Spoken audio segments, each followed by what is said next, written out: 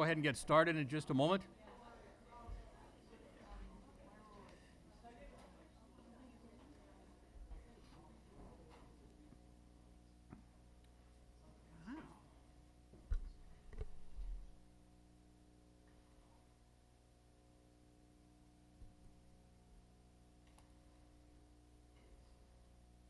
Good morning and welcome. I'm Rich Gordon, a member of the California State Assembly, representing the 24th Assembly District. This education forum is being televised and recorded, so I want to thank the folks at Mid-Peninsula Television for that, and also as I welcome folks here in the room, welcome folks who are watching or who will watch the broadcast of this forum. I'm in my final month as a member of the State Assembly, and thank you.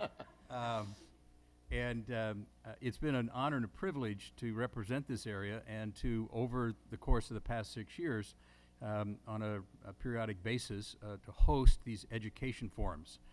We've had interesting discussions in the past about education budget and funding and financing, the local control funding formula. Most recently, we had a very enlightening conversation about teacher recruitment and retention. Today, our focus is going to be on early childhood education. And I want to thank three people who have joined me. I'll introduce them in a moment, but in more depth. Speaker Anthony Rendon of the California State Assembly, Kathy Betcher, Executive Director of Children World, and Ted Lempert, who is the CEO, President of Children Now. I think the evidence is pretty clear. We know that early childhood education makes a difference. We have learned so much in our recent history about the impacts and effects of early brain development. And we know how much of the brain is developed in these very early years. And so, study after study shows us that children who have early stimulation, early education, do better throughout school, do better throughout life. It's just that simple. And yet, here in America, we remain one of the countries in the world with the lowest rate of early childhood education in the world. We just do not provide any kind of universal early childhood education as is done in so many other places in the world. And it has an impact on all of us and in our communities by not providing this type of education. So today, I'm hoping that one of the things that we can explore is how do we move the needle? How do we get to the place where California can begin to embrace the concept that all children should receive education at a much earlier age? How do we deliver that? How do we provide it? How eventually will we pay for it? And how will we convince others of how important this is, those who do not yet understand or see the value of early childhood education? I've asked each of my guests to make some brief opening comments, and we'll then engage in some discussion, and we will have time as part of our program today for questions from the audience, and there'll be an opportunity for you to ask questions of our panelists. So I'm going to start with my good friend and current colleague, Speaker Anthony Rendon. Anthony represents the 63rd Assembly District. That's 9 cities in Los Angeles County. He earlier this year, on March 7th, was sworn in as the 70th Speaker of the State Assembly. I think what's most interesting is prior to his election to the State Assembly, Mr. Rendon has served as an educator, a nonprofit executive director, and an environmental activist. Most recently, he was the executive director of Plaza de la Raza Child Development Services. Plaza de la Raza provides comprehensive child development and social and medical services to over 2,300 children and families in 35 different sites in Los Angeles County. So clearly someone who comes to the state legislature with a background and an interest in early childhood education. And with that, Speaker Rendon. Thank you. Thank you, and good morning. If you were booing and moaning that Rich is termed out, I'm crying. Rich has been a great friend and a wonderful colleague, and someone who I've depended on whether it was issues of public policy or just sort of advice in the building. So you're quite fortunate to have been represented by him for the past 6 years. I'm just as fortunate to call him a friend and a colleague. And thank you, Rich, for putting this together. This is, as Rich said in his introduction, I'm an early childhood educator. I worked in early childhood education, federally funded Head Start, state infants and toddler, and state preschool, state child care for 20 years prior to running for office. And I really decided to run for office because of cuts to early childhood education. When I first, Rich mentioned my last executive director position in early childhood education. My first day on that job was on January 27th, 2008. And one of the programs that I was running was reimbursed on that day at $31 per child per day. 2.5 years later, on June 30th, 2010, that same program that had been funded at $31 per child per day was funded at $17 per child per day because of the draconian cuts to early childhood education. Now keep in mind, we were still responsible for educating the same number of children. We still had a mandate to have the same child-to-teacher ratio. We were still paying the same rents, and we still had the same collective bargaining agreement. So those cuts had a significant impact on the direct services that were provided to children, a lot of the ancillary services that were provided to children. And when I went to Sacramento and I went to DC and I asked folks why this program that I knew was changing children's lives, why it was being cut, I really didn't like the answers that I received. There weren't enough Rich Gordons there at the time. And that's why I decided to run for office. State Assembly was the first office I ever ran for, and I ran on an early childhood education platform and as a social service provider. And so for me, this past year was something that was sort of the pinnacle thus far of my career, when you run for office because of $1.2 billion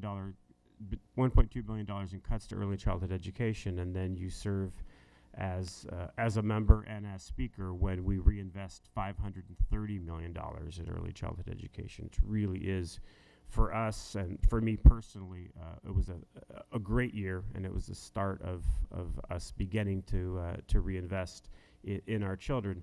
That being said, let's keep in mind that when we had, prior to the $1.2 billion cuts in early childhood education, I still, despite the fact that we were helping thousands and thousands of kids on a daily basis, we still had, in my program, waiting lists of hundreds and hundreds of children. And we know that the state has grown. We know we have a population of 38.5 million people.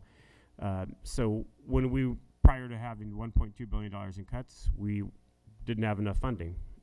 Now that we've restored some of that funding, we're still quite far behind where we need to be. That being said, we are making significant progress, and it's because of legislators like Rich who articulated really the need for the programs. And Rich talked about the brain development that occurs in early childhood education. 90% of development in the human brain happens between birth and when a child is 5 years old. And if we miss out on those opportunities, then we are really missing out on, on a golden opportunity to sort of to make sure that that we have the educational opportunities that we can that children need. What was interesting this morning, we were pulling into town, and there seems to be a university here nearby. I was thinking. In my early childhood education experiences, I used to spend a lot of time at UNC Chapel Hill. UNC Chapel Hill is a fantastic, they have great barbecue. But they also have a great early childhood education program at the, I think it's called the Center for the Whole Child. And I used to go about 2 or 3 times a year to get certified. I was ECHRS certified and FECHRS certified and all that. So yay, people are nodding their heads. I'm home. I used to go 2 or 3 times a year to be certified in different elements of early childhood education. And what was neat about sort of becoming really familiar with Chapel Hill was the extent to which you realize that their K-12 education system was great, and you realize it's home to this fantastic university, and then it's home to this great sort of economic engine for the South, the sort of research triangle. And then about a month ago, I spent about a week in Cambridge at the Center for Child and the Society at Harvard. With Dr. Schwarzkopf, who I'm sure you all know. And what was interesting about that is you have the same sort of dynamic. You have this incredible early childhood education center, which eventually leads, and if you've been reading quite a bit about what's happening in the Boston public schools, it's really miraculous, leads into this fantastic university system, and then you have this great technology hub that has become Boston. If you start to think about the extent to which there are certain parts of our country and indeed certain parts of our world that are really looking at cradle to career education, you can see this sort of continuity in places such as those. And we need to make sure that in California we do that as well, that we do not isolate that even when we begin to start funding our K-12, our early childhood education funding, when we start refunding it at exceptionally high levels, that we don't sort of leave all of our best education efforts there. For me, one of the most depressing parts of federally funded Head Start programs as a program director was the fact that we would have these great, we would have a great curriculum, we would have great child-to-teacher ratios, we would have great parental involvement components, and then I would know that in a lot of instances in East and Southeast Los Angeles where my program was being offered, that these children were going to go into kindergarten and go into schools that were not funded at the levels they should have been, and where the quality of education wasn't what it should have been, and where parental involvement was virtually non-existent. So early childhood education is an absolutely essential part of our overall educational process, our educational program, but we need to make sure that it is, though an important step, that it is just a first step. Great, thank you. Next, let me introduce Ted Lempert. Ted is the president of Children Now, a national research and advocacy organization that most of you know. Ted and I have, throughout our career, ping-ponged back and forth in various elected offices. I served initially on the San Mateo County Board of Education. Ted currently serves on the San Mateo County Board of Education. When Ted left the San Mateo County Board of Supervisors to go to the State Assembly, I followed and went to the San Mateo County Board of Supervisors. And now I'm in the Assembly.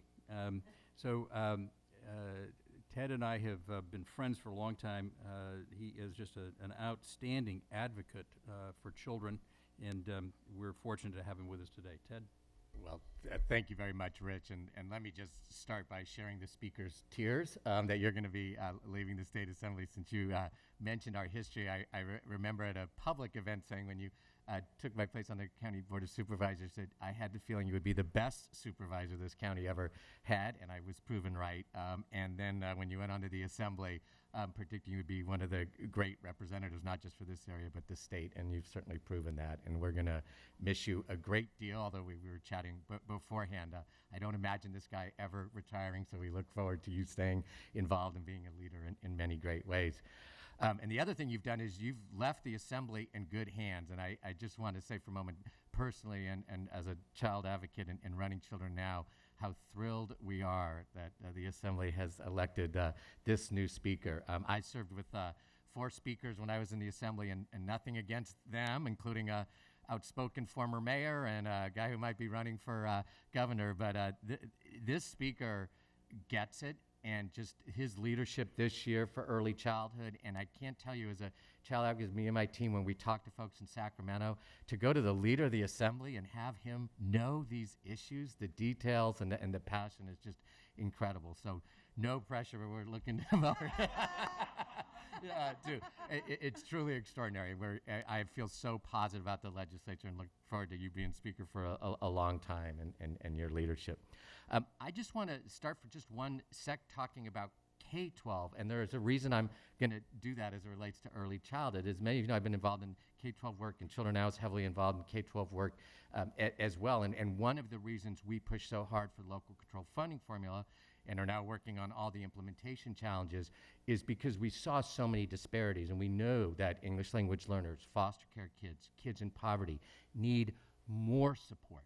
And what the local control funding formula does, if you read the bill, is really focused on that equity principle and really getting more support for kids. And then efforts around school-based health, making sure we have strong accountability, so local districts have to make sure that every kid is being supported. We do all that because we know there's deep inequities in our K-12 education system. And I say that because even though there are those deep inequities, it's nothing compared to the birth to 5 world. Because at least in K-12, at the least funded school, at least that kid is getting some education and there's some support and we have a baseline. In the birth to 5 world, and Rich and Anthony explained so strongly how important these years are, you have literally hundreds of thousands, not millions of kids in this state who are getting nothing, why some kids, including a lot of kids in this town, in this area, are getting extraordinary services prenatal to age 5. And I'm sure there's folks here, and I have 3 kids, and I'm still paying off that as they're now, a couple are in college. They spend tens of thousands of dollars in those early years making sure that their kids have exceptional early education experiences. And if they have a health issue, making sure they get all the support they need. So some kids are getting an extraordinary amount in those early years. And a recognition that, yes, it's the parent and the family, but high-income families are contracting out for professional experience support because they know they can't do it alone. They need really well-trained professionals to help them in those early years. And yet, so many families in this area and throughout the state don't have anything. So that's why this issue is so critical, because as been described, so much is determined in those early years. And it's not that someone that doesn't get early childhood support can't ultimately do well, but the statistics and the research shows that it's a big climb, and that it's that by kindergarten, a lot of a child's development and support is already determined. So this really is the issue of our time, which is why we're so thrilled with the Rich's and the speaker's leadership. And I'm really hoping over the next 5-10 years, California leads the way. So this country, can no longer be behind in early childhood, but ahead. So just a few couple real specific things, and then we can get into details and questions. I was asked to just briefly say next 2 years, then 5 years, 10 years.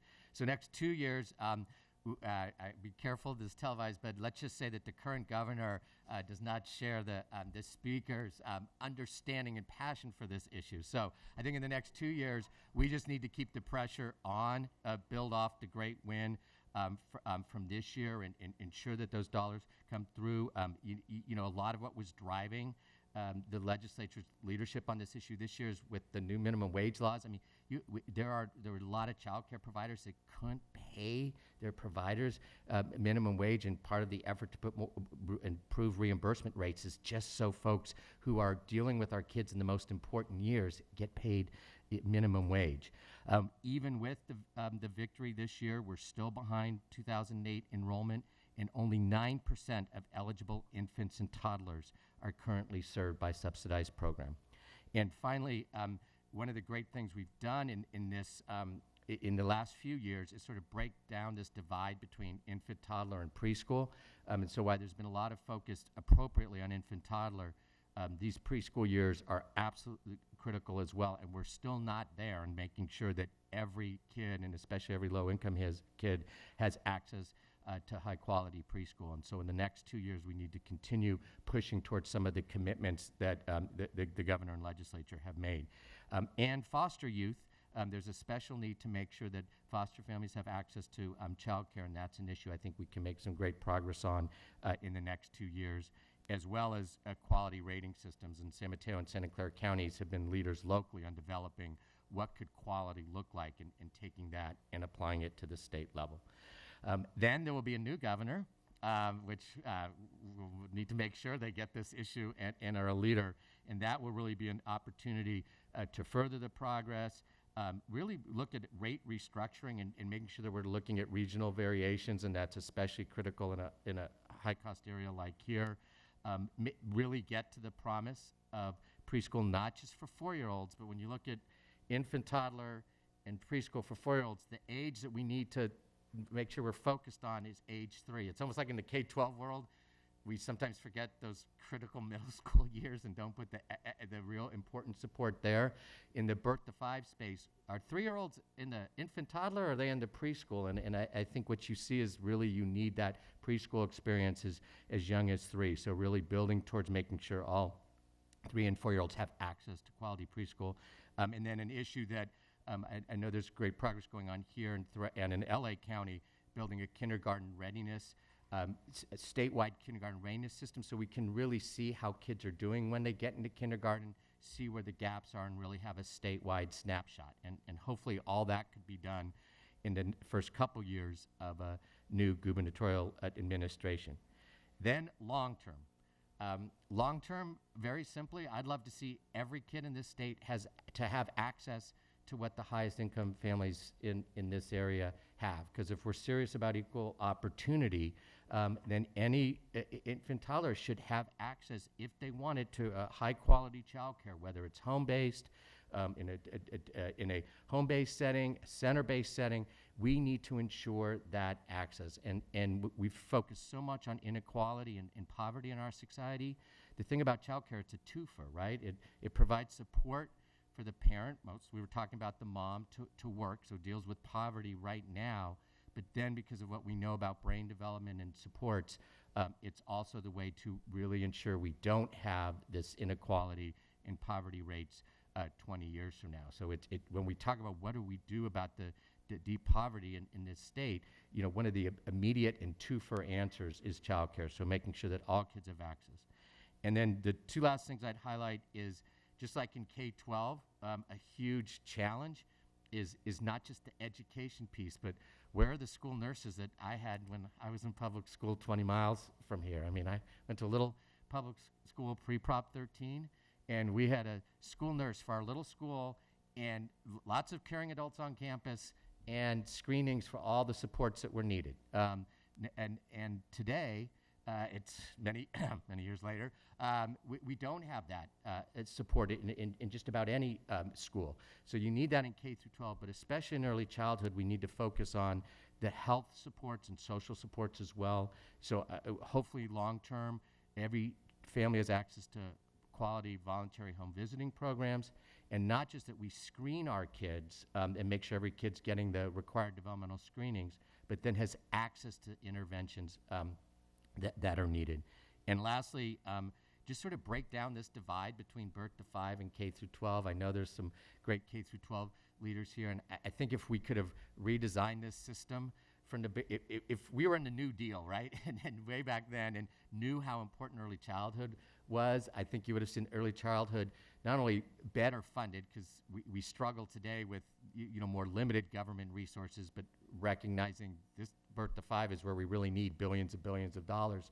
But we also probably wouldn't have created this break, that it starts at kindergarten, and instead say education support starts at birth, quite frankly, prenatal, and we need a system that continues through, and recognizing that in a way, really the most important time for services is the early years. So K through 12 leaders who get it, but in Sacramento, and I think two here might agree with this, what we've seen as an advocate is K through 12 leaders locally get it, but then when we go and push the legislature for funding for early childhood, the K through 12 education associations behind the scenes are saying, can't do that. Don't give money to early childhood. We got to figure out a way where the K through 12 and birth to 5 worlds are coming together and say, what do kids need?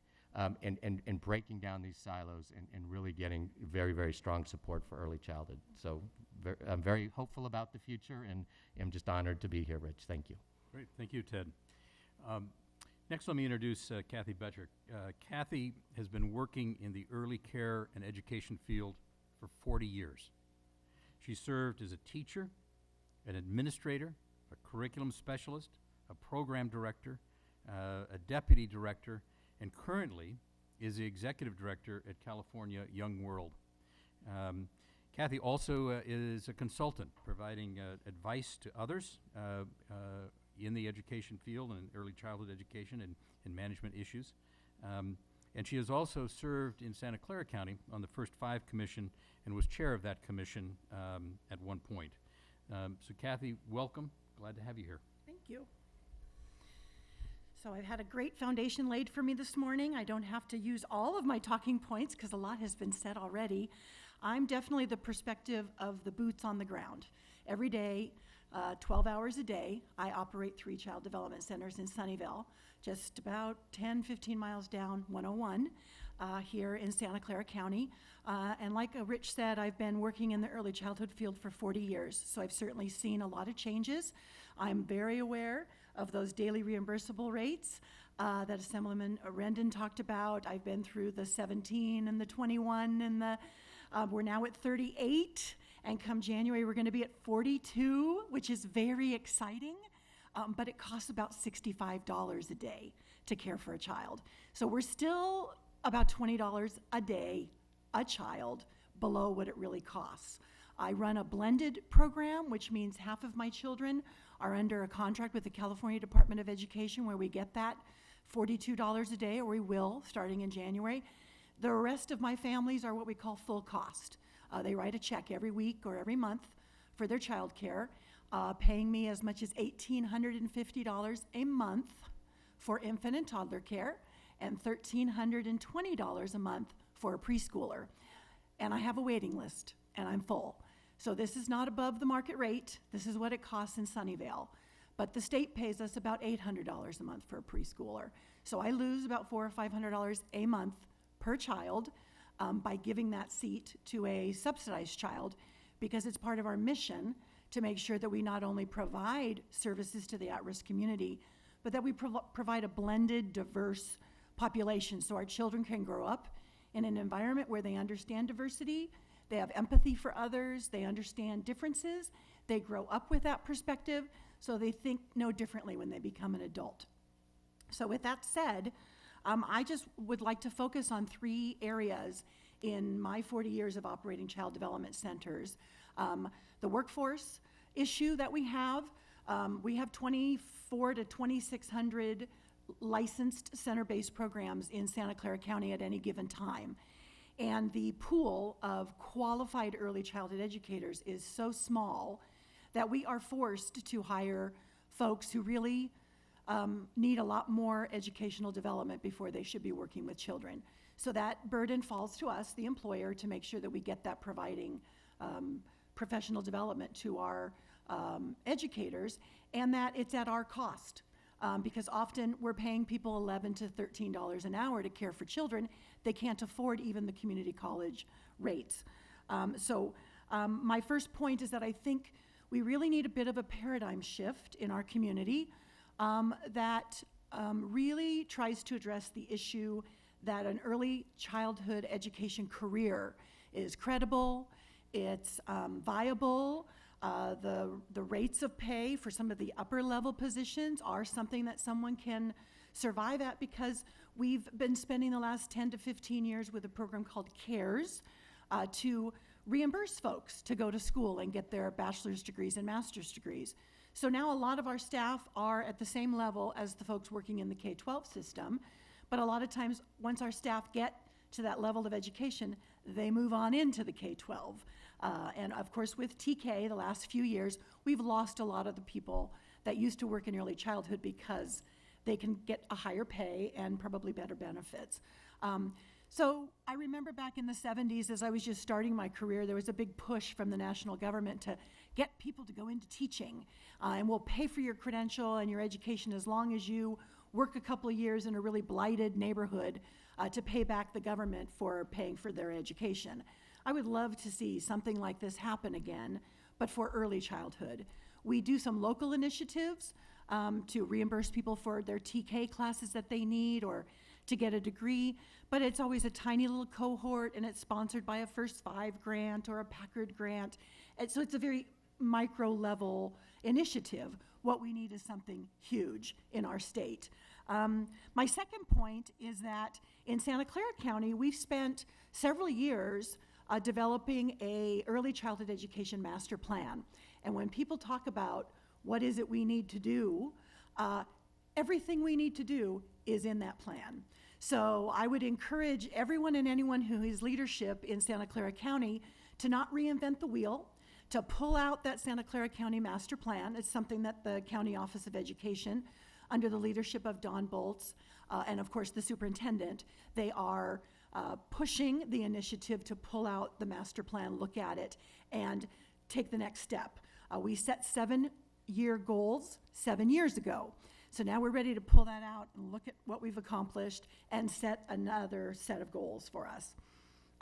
My last point is the issue of where we put the children. Something I've been passionate about for the last 20 years is facility development in early childhood education. And I was very lucky to be selected to be part of a group called LINK, Local Investment in Child Care, that was funded by a Packard grant in 1998. The money ran out 10 years ago, but the group continues to meet in about 4 or 5 different counties. We're really working hard to try to identify what is a quality facility, what it will cost to develop facilities, what it would cost to renovate facilities. You can't just go into a commercial space that hasn't been occupied for a very long time and convert it into a child development center. It just doesn't work that way. There are so many impediments from the city, the county, and the state in regards to permits, zoning, licensing, bathrooms. I mean, the list is so overwhelming that operators and owners have no interest in coming in and spending $250,000 before they can even put a child in their center. A lot of operators are happy to carry some debt in the way of a mortgage, but they can't also pay for the pre-development and the construction part of putting a facility together. We all pay rent, and that rent could be a lovely mortgage payment for an operation, but we just don't have the resources to be able to do it all. So we need some support in our state to be able to provide innovative strategies. Right now we have the revolving fund that is a 0% loan fund, but it's restricted to portables and modular units, which we know as operators have a 10 to 15, 20-year shelf life. We want a building, bricks and mortar, that we can be in for 40 years, or if we leave, another provider can come in and provide those services. So we have some excellent teachers, but the pool is very, very small. We need a bit of a paradigm shift to get folks aware of what we need to do to make things change. We have the master plan, which is already a very established document that we can use. We also have some wonderful examples of the progress that we've made, the articulation project, the alignment of community colleges, making sure that if someone takes a class at Mission and then they also take a class at Gavilan, now those 2 classes are going to have the same value instead of, oh, you took that at Gavilan, that doesn't really count.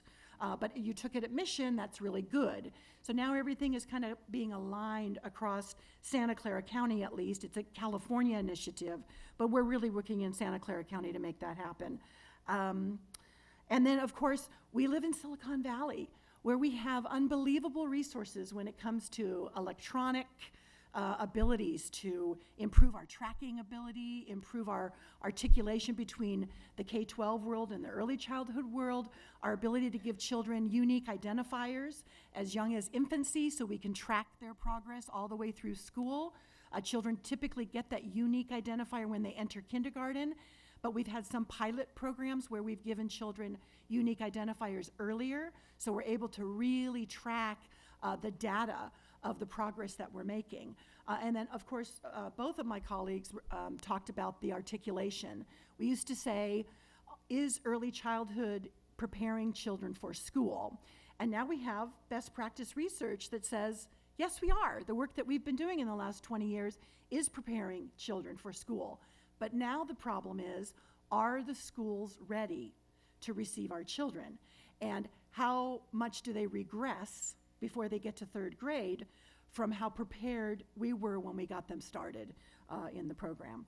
So I'm really passionate about those 3 items, and I'm happy to answer any questions that you might have. Great, thank you, Kathy. I'm going to take the prerogative of starting the Q&A. We'll turn it to the audience in a minute. But Mr. Speaker, my thought about the significant increase in funding that we got last year in the legislature was there was a driver around the minimum wage increase that I think had an impact in helping us get that. What's the next driver? How do we continue to move the needle in Sacramento for funding for these programs? You're right, Rich. The minimum wage was a significant driver. I believe the sort of sequence, they were about a month apart, the vote on the minimum wage and then the vote on the budget with respect to ECE. I think there's a few drivers. I mean, first of all, good old-fashioned politics. I mean, good old-fashioned advocacy. When my first sort of entree into politics was going to a budget sub 1 hearing, maybe when Gray Davis was governor. And what was interesting about that hearing was that as an early childhood education provider, I remember we didn't quite have our act together. I remember, the different advocacy groups would kind of go up as one and present their case and talk about their issues. And then the ECE folks, we'd kind of saunter up and, like, do you want to talk? I don't know, you want to talk? And we all had sort of different uncoordinated arguments. And it was Holly Mitchell was the first early childhood education provider I knew who ran for office. I ran. Susan Bonilla, Assemblymember Bonilla, has been a great advocate. Most recently, Kevin McCarty.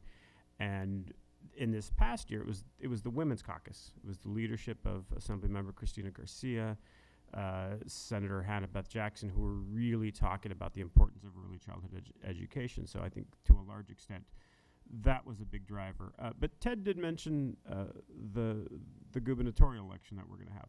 And what's kind of interesting is as we've developed politically as a field, ECE has kind of become more politicized. The idea of making sure that ECE is on the agenda and a central component of the debate around who should be the next governor and who understands this and how important it is really that conversation is starting to happen. So I think from a political standpoint, it really is this tremendous advocacy on behalf of parents and ECE folks.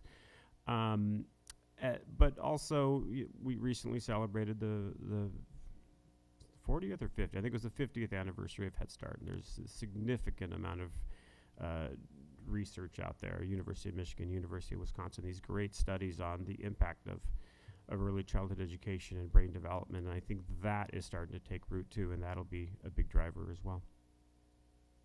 So Ted, Speaker talks about the role of advocacy.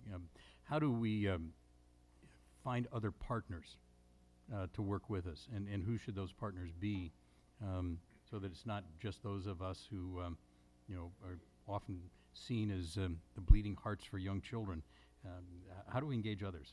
Yeah, it's a great question, and I was so glad to hear the speaker talk about the maturation of the field, because when I was first at Children Now, former colleagues would call and say, well, one early childhood group came in to say something, and then the next group would come in and not only say something different, but badmouth the group that came. But before, I was like, and we still have a ways to go, but I think the two of you would agree that the early childhood field has gotten its act together a lot more, and we've actually able to bring together folks for a common ask, which I know is helpful to champions. But to your question, we work very closely with the providers and all the provider groups throughout the state. But the problem with the providers being the only advocates is people say, well, of course you want more. And so I think what we really need to do is bring a whole range of other folks. And there's folks in this room that embody that.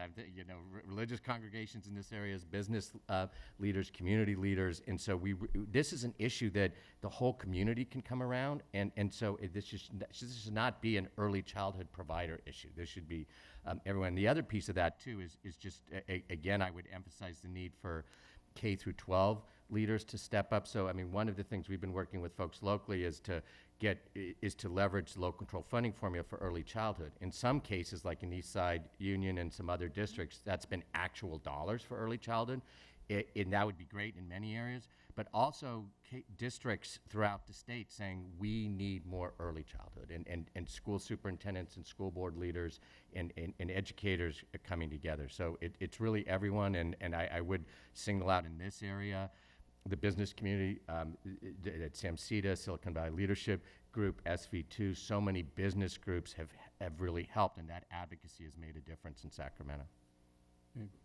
Kathy, you talked about some of the challenges that the field faces, workforce development, facilities.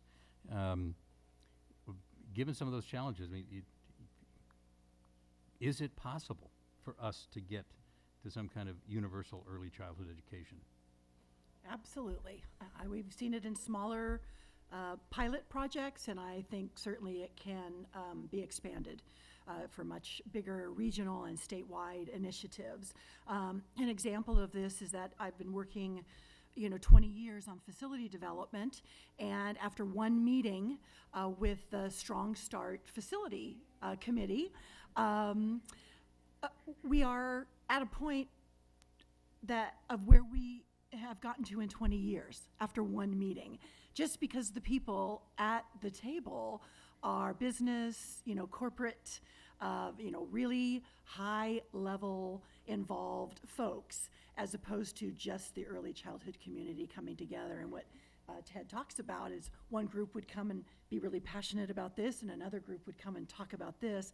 I think the Strong Start Collaborative is helping us really put a real comprehensive look to our field and everything that we need to do in order to make it happen. So yes, I think the master plan talks about what we could do for children programmatically, and Strong Start is working on a lot of things that need to happen structurally and system-wide, and trying to really look at bond measures or large amounts of money to tackle that facilities issue. And so I'm just so excited that I'm usually the one on this side of the table trying to tell folks what we need, and I'm now being able to share my voice with folks that can really help make some decisions and make some progress in our field. Great, thank you. I'm going to open this up for questions from the audience, and Leslie and my staff has got a microphone. We'll bring that to you because we need to get your voice heard for the broadcast. Thank you. I'm actually part of the Strong Start Committee as well. And your name?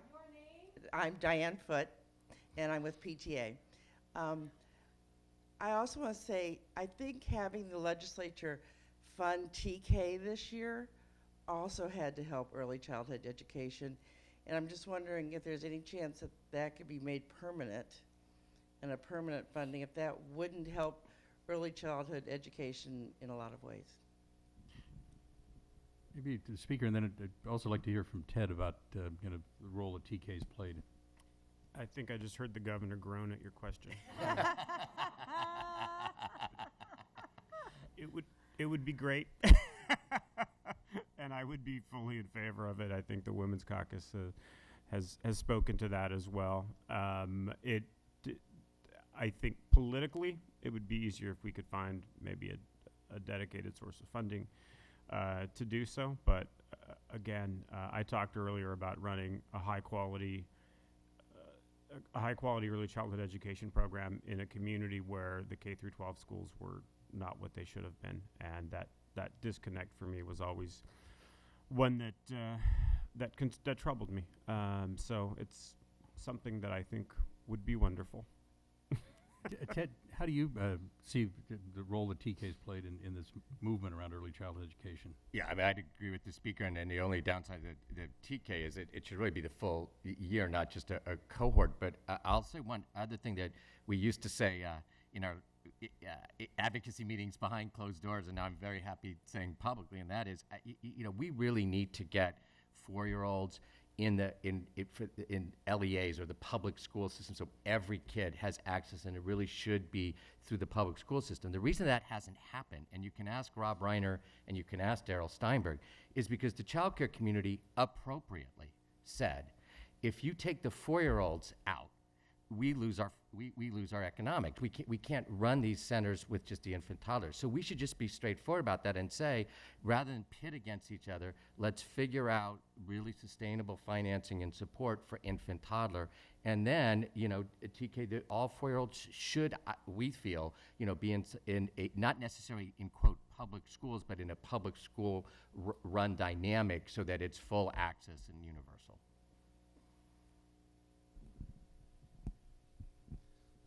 Hi, I'm David Fleischman with Four Seas of San Mateo County. I'd like to thank you all for being here, your comments, and the great work in the field. I'm especially appreciative to hear the talk about infants and toddlers. Speaker Rendon mentioned that up to 90% of the brain is developed by age 5. Up to 85% is developed by age 3. So say what you will about the diminishing returns on aging, but it does speak to the importance of getting to those kids at the earliest time. My question has to do with cost. And so much of it comes down to paying for it, as so many of the comments centered on today. And AssemblyMember Gordon, thank you for the subsidy pilot, which has helped us spend our money and use our subsidy dollars to a much fuller extent. So I was just wondering if anyone had any secrets about building a partnership, a strong relationship with the Department of Finance, who we so often run up against in terms, the keepers of the money. And is it just waiting out 2 years and having a new Department of Finance, or what can we do in the meantime to help align ourselves better with them? Well, I'll start.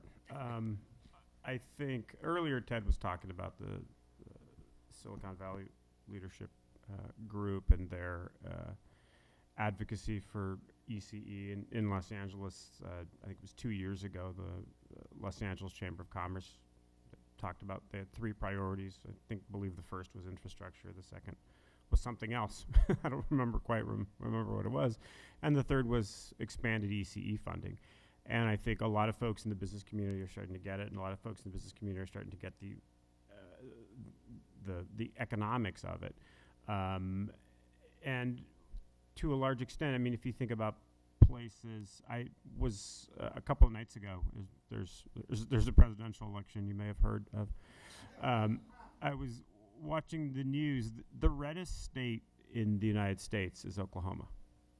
And what's interesting is that in Oklahoma, their Republican-led governor has been a great advocate for ECE, continually making an economic argument for ECE, over and over again, making an economic argument. One of the things that I learned from Dr. Schwarenkoff at Harvard was that he said we continually talk about the savings when we talk about savings related, the economics of ECE. We often talk about the savings relating to the corrections institutions and other places like that. He said we often forget to talk about health, the health savings associated. And having run a Head Start component where you have an oral health component, where you have early screenings for early onset in the Latino community, where I work, the early onset of diabetes, early onset of obesity, and everything related to that, you start to think about the savings on those levels. It really kind of multiplies, and the economics starts to make even more sense. Rich, just a really quick thing on the Department of Finance, and I'm saying this because you have the opportunity with the speaker sitting here, and I know all the gubernatorial candidates talk to him. Under this administration, the Department of Finance has also led policy, which I think has been really a problem for kids. The 4 governors before this governor had an office of education, which also focused on early childhood. So I hope the next governor has a staff that focuses on these issues. So, because as advocates, we've had to deal with the Department of Finance on the policy side, and they should be on the number side. So that's one area. But the one other thing is just say that Advocacy 101 is inside champions, and they're unbelievably right here, outside champions. And you know, one of the sophisticated things that advocacy is now doing is going directly. So the head of the Department of Finance had our letter with 480 groups in front of him when I was on the phone with him. So we're getting there. I mean, it's really just trying to provide more sophisticated advocacy to support the, you know, incredible champions we have on the inside. So my name is Ellen Wheeler. I'm on the school board in Mountain View Westman School District. I'm also here for League of Women Voters and Strong Start. Want to dig a little deeper.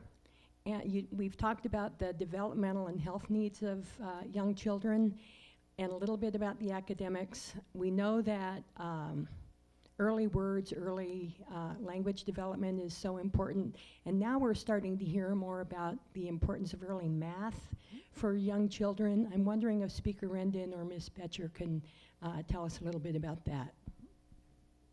Sure.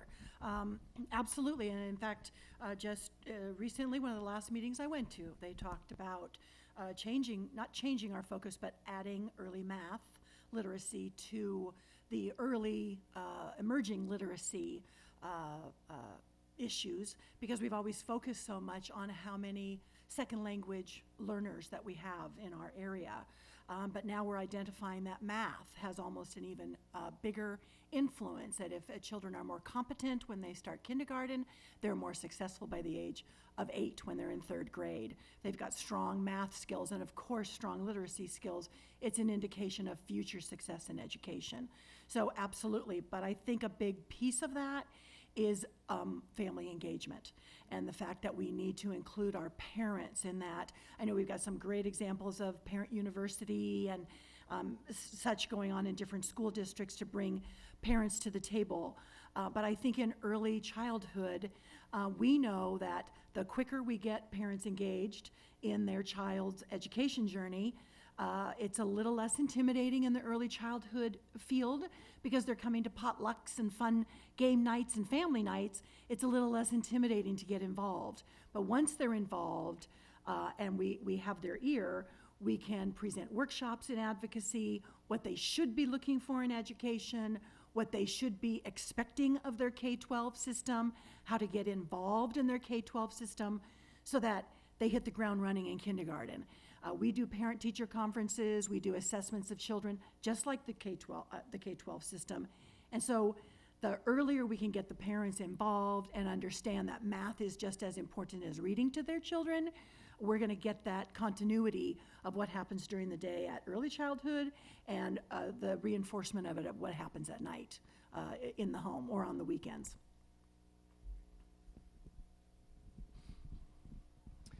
Hello, my name is Harvey Schloss, and before I ask the question, I represent Congregation Beth Am in Los Altos Hills, so we are one of the people that Ted talked about. We are trying to build a faith coalition that is behind early care and learning. I also sit on the Strong Start Coalition and on the local planning council in San Mateo County.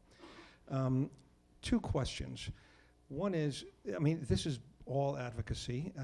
We seem to have to do 2 things. One, we have to get over the issue that good things cost money and that nothing's free. But once we get over that, assuming we actually can, how do we change the priorities in the state? What do we need to do to make early learning and early care a real priority? How do we muscle up for this? And what do we have to do to make it work?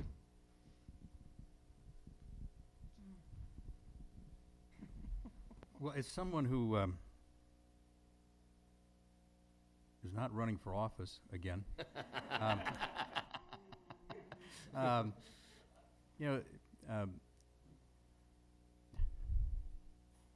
some point, we clearly have to tackle a tax system that doesn't work.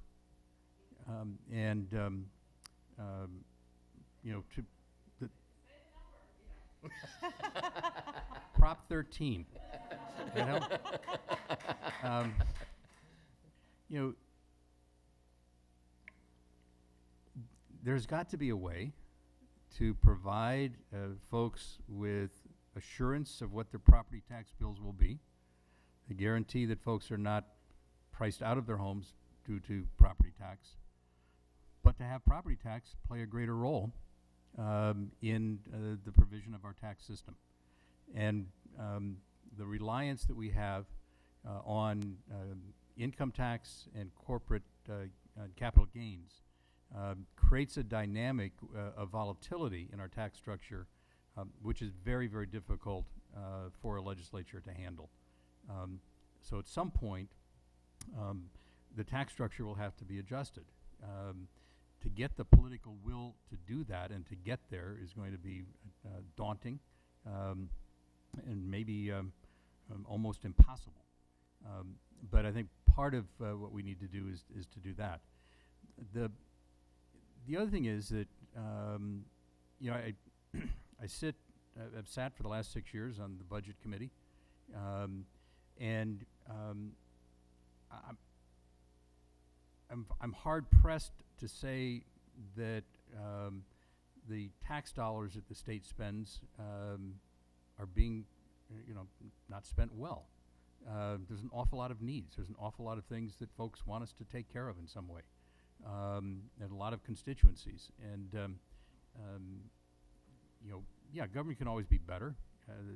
We could always do a better job, but I think state agencies work hard to deliver what people want. So I'm not sure that it's really an issue of how do we cut up the pie differently. I think we have to grow the pie.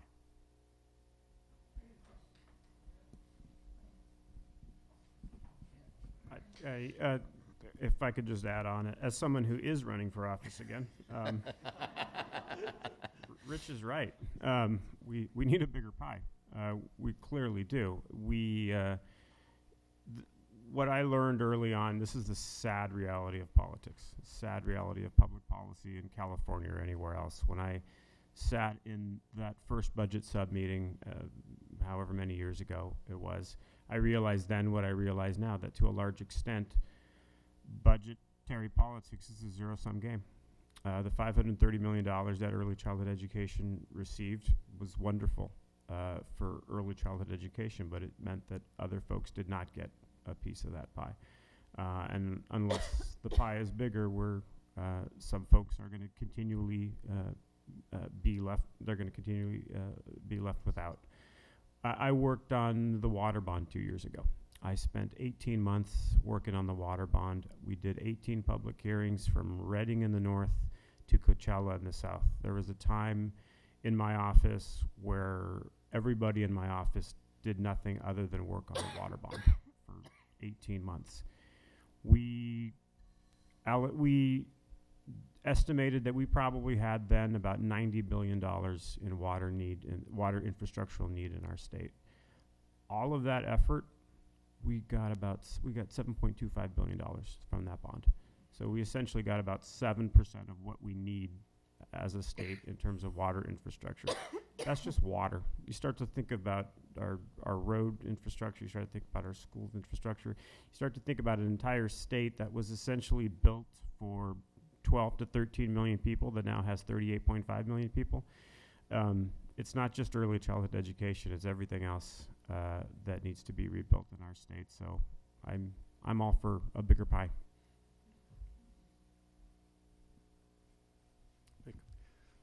Sort of hard to ask a question after those comments, but my name's Vic Ojakia, and I had two questions. One of them got answered before the meeting, and that was I asked Assemblymember Gordon if this was going to be his last public meeting, and his answer was yes.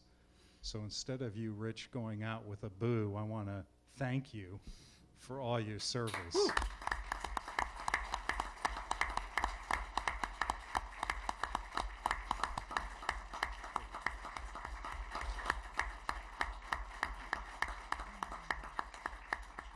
My gosh, I'd say people liked you.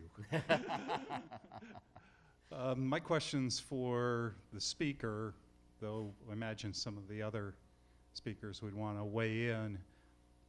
California had a program, the Early Mental Health Initiative, EMI, and that program was discontinued by this governor. His name seems to keep coming up in regards to certain things. This last year, AssemblyMember Bonta had a bill, AB 1644. It was supported by a number of people up and down the state, including Children Now. Folks spoke on behalf of it. That bill was basically going to put $600,000 in place to start early mental health programs with K through 3, so it's a little older than the group we're talking about now.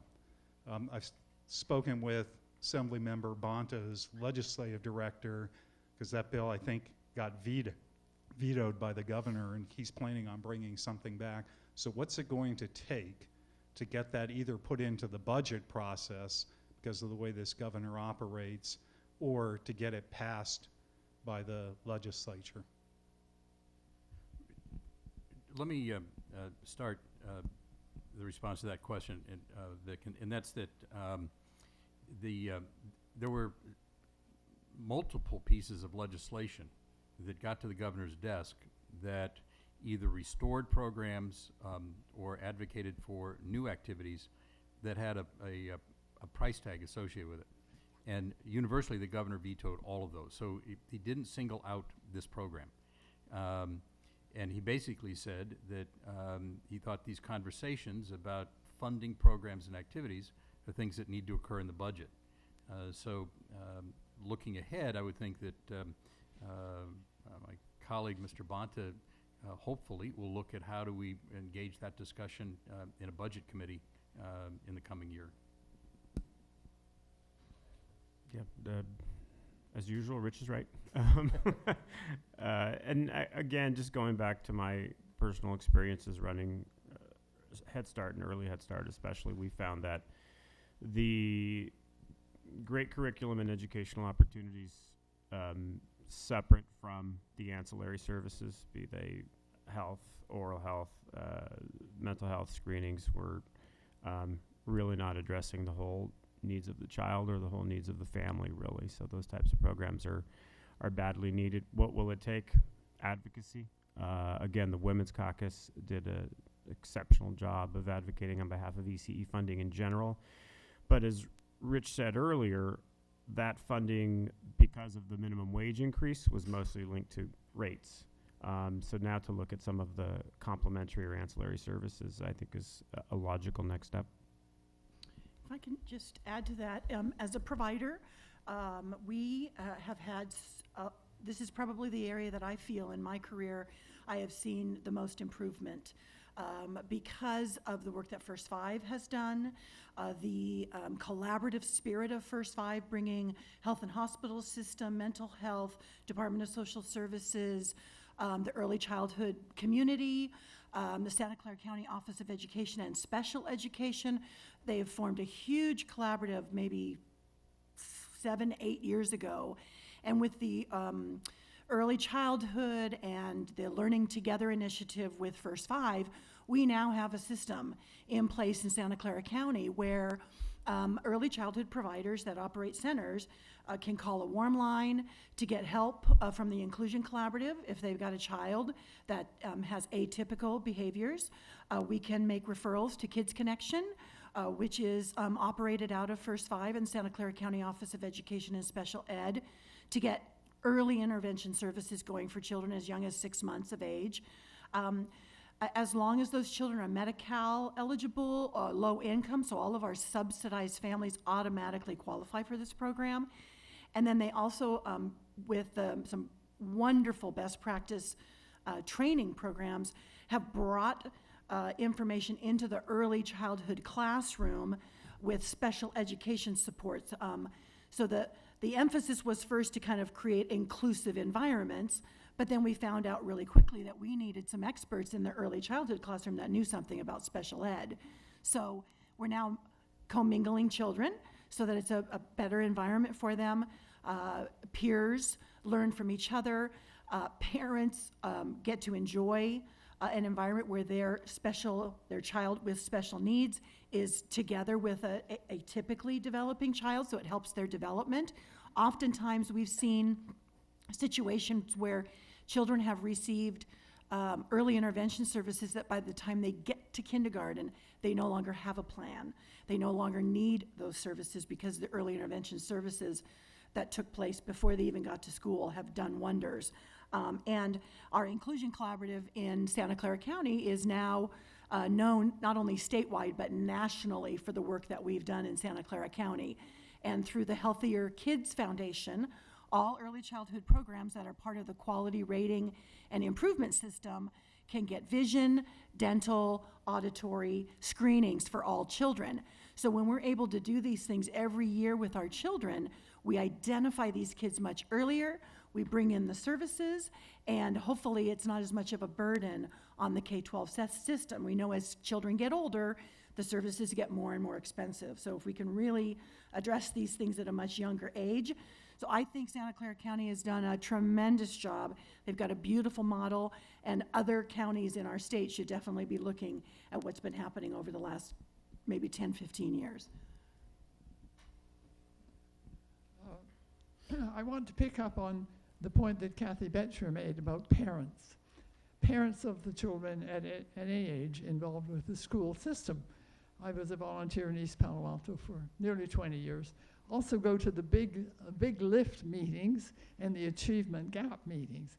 And I think it was at achievement gap about a year ago, the data on money lost to the district by non-attendance or casual attendance was significant. Absolutely. Really, not to mention the learning lost.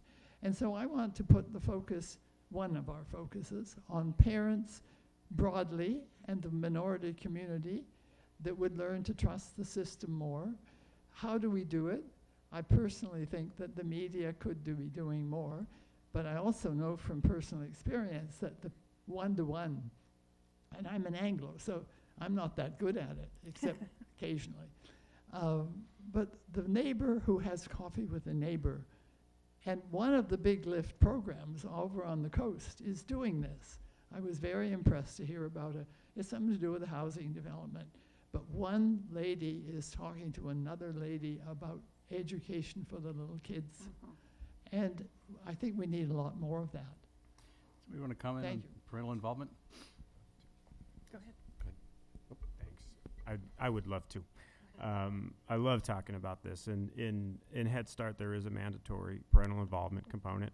In the overwhelmingly immigrant community in Southeast Los Angeles, where I ran my programs, what was so incredible was not only, when you have a parental involvement component, what's amazing is not only the link that's developed between the child and the parent with respect to their education and expectations and involvement in school, but also the link between the parent and the community and the parent and the school system.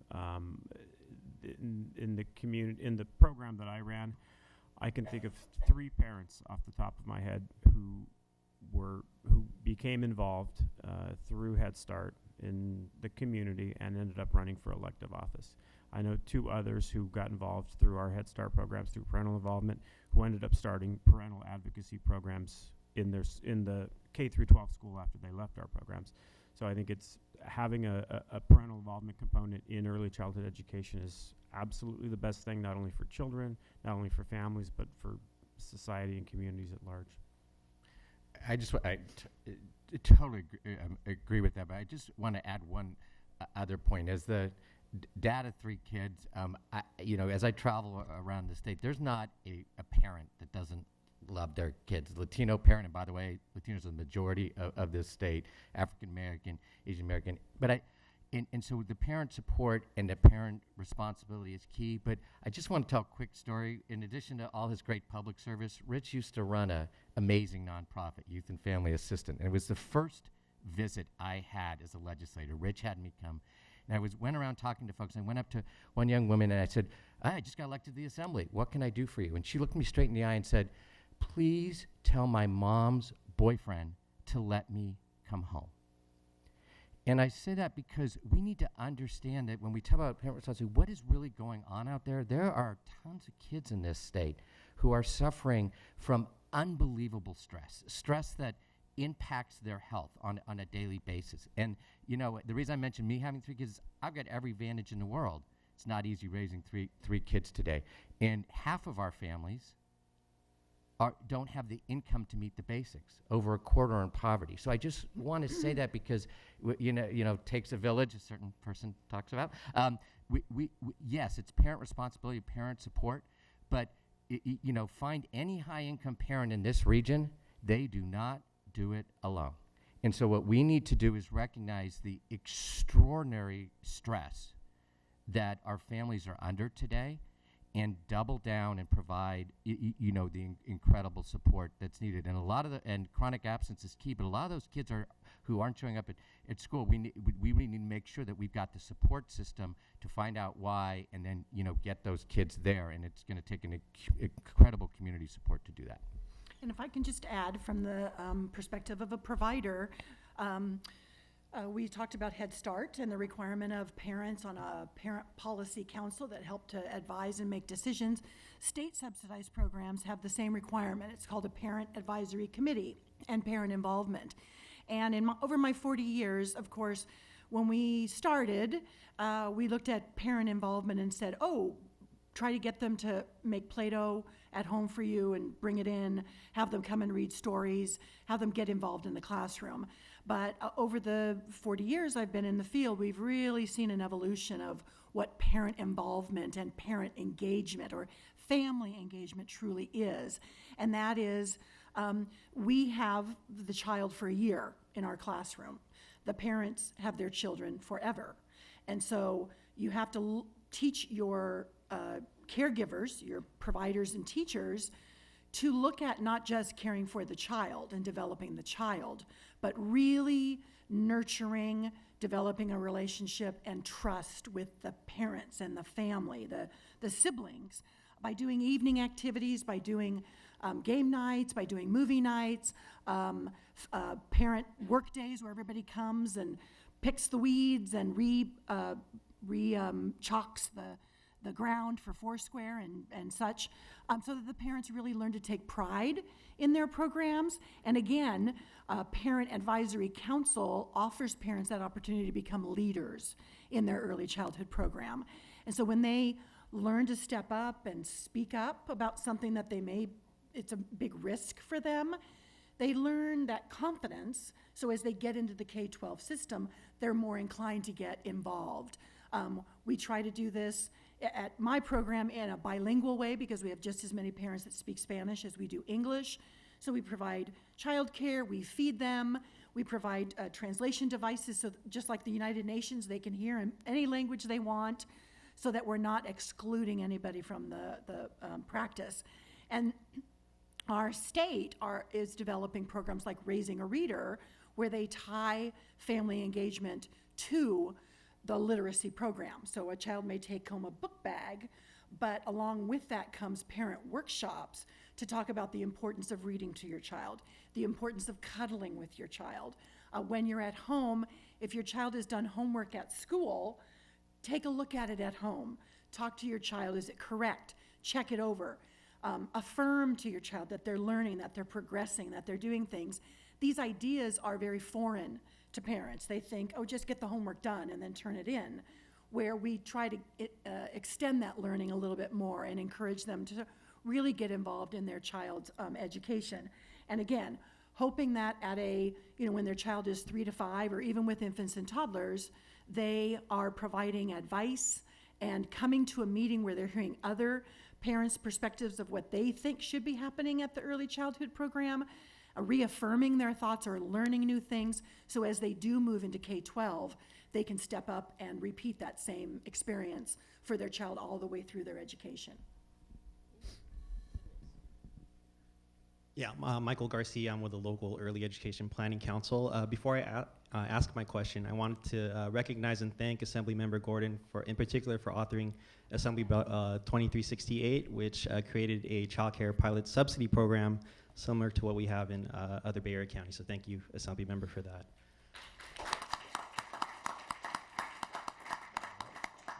my question was focused more around the governor's budget proposal coming up in a couple months. If the past is prologue and the governor's MO, so to speak, is local control, we've seen some form of local control, whether it be realignment, block granting childcare. I know none of us have a crystal ball, but do you foresee that happening? Or Speaker Rendon, I know you commissioned a Blue Ribbon Task Force on ECE. So how do you see that playing out this year? I'm glad you asked me about my Blue Ribbon Commission. It saves me having to do a commercial later. We did ask, we set up a Blue Ribbon Commission at the end of the budget, particularly for a lot of the reasons we're talking about. We want to make sure that there is not only a vibrant structure for external lobbying to make sure that there's significant ECE funding, but we wanted to make sure that there was a voice within inside of Sacramento to make sure that we keep the pressure on. I think we have something like 15 slots on the Blue Ribbon Commission, about 37,000 applicants thus far. But you know, we're going to make sure there are plenty of avenues for public engagement. And Kevin McCarty, who I mentioned earlier, and Christina Garcia, who I also mentioned earlier, are two of the members who are leading those efforts with us.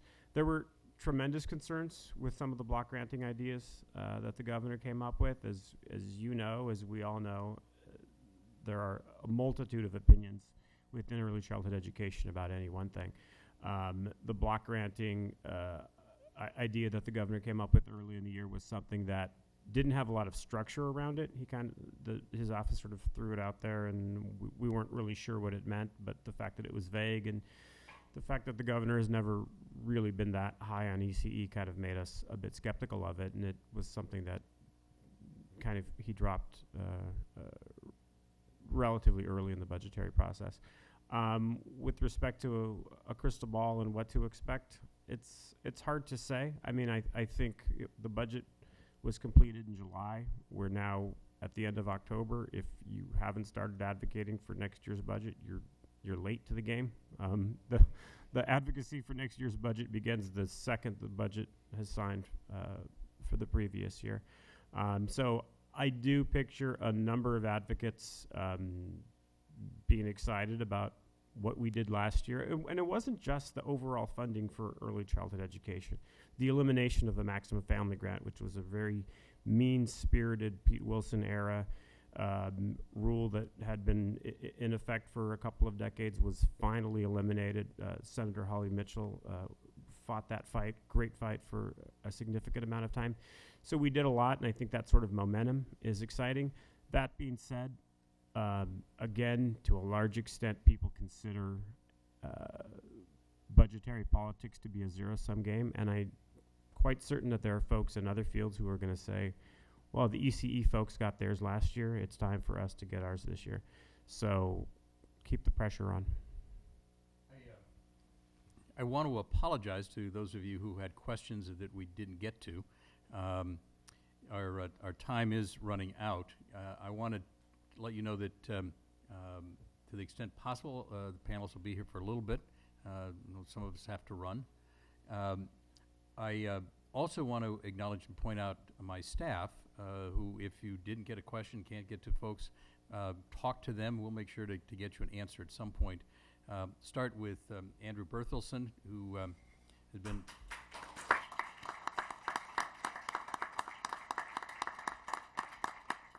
Andrew is currently my district director. He's been part of my staff team going back to the days when I was on the Board of Supervisors. We've worked together for 10 years. So thank you, Andrew. Leslie Boblik, who was...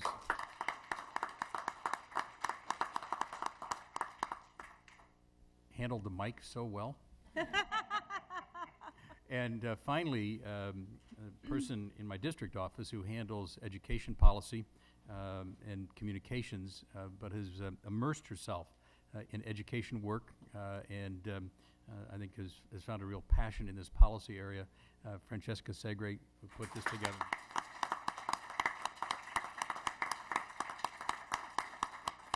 Thank you. Let me give each of you an opportunity to make one final comment. Ted, Anything left to say? Just that my tears for you leaving office has matched my excitement with our great speaker. And then just the last quick thing, since Strong Start and Big Lift were mentioned, this and our great county superintendent, Ann Campbell, this is going to take some support from the federal government, local efforts, and state government, because the needs are so immense. So it's local, state, and feds. Thank you, Rich. Kathy? So I would just like to, on behalf of the local Child Care Planning Council in Santa Clara County and the Title V Provider Network, of which I chair in Santa Clara County, I want to give a big thank you to Assemblyman Gordon. He has been not only a champion for our field, but when we have legislative breakfasts and forums and we ask folks to come and talk to us about the field and what's important from a legislator's perspective, he has always been at the table and always been of support. So the local planning council thought it was appropriate to provide some pieces of fine children's literature that we have signed, the local planning council and the Title V providers have signed. And to remind him of his days in the legislature, we'd like to present Where the Wild Things Are.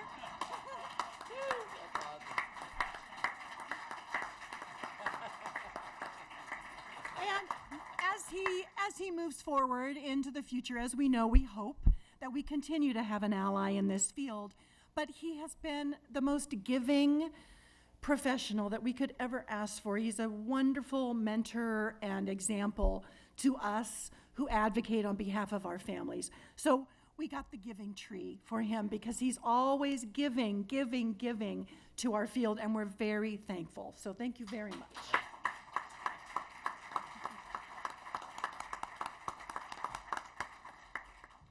Speaker Rendon. I hadn't realized this was going to be Rich's last event. So as far as early childhood education, I'll say it's great. Let's fully fund it. Now let's talk about Rich Gordon. I've said this before. In the assembly, we have a great health program. If you're feeling ill, you have a cold, some sort of physical ailment, we have a health system where you can go see a doctor and feel better. If you have a toothache or a cavity, you can go see a dentist through our oral health program and get that fixed. If you have a problem, you're not quite sure what to do, sort of suffering from a crisis, you just go to Rich Gordon's office and talk through it with him. He has been someone who has been, where the wild things are is appropriate. There are a lot of crises in the legislature, and over the past 4 years, there has not been a crisis that I've gone through in the legislature that didn't lead me into Rich's office. So I'm really going to miss him, but I know that just as his relationship with you will continue, his friendship and relationship with me will continue as well. Love you very much, Rich.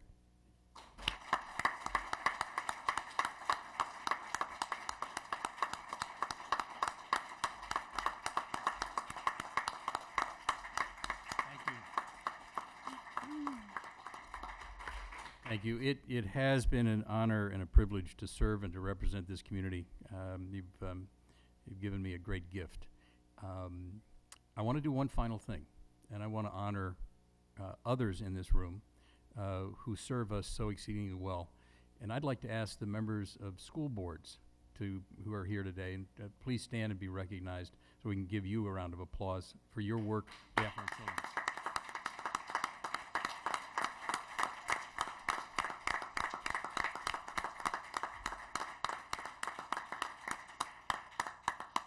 We value your service, so thank you. With that, we will conclude the Education Forum. Thank you all for being here, and those of you who have watched us or will watch us on Mid-Peninsula Television, thank you for joining us also. Have watched or will watch.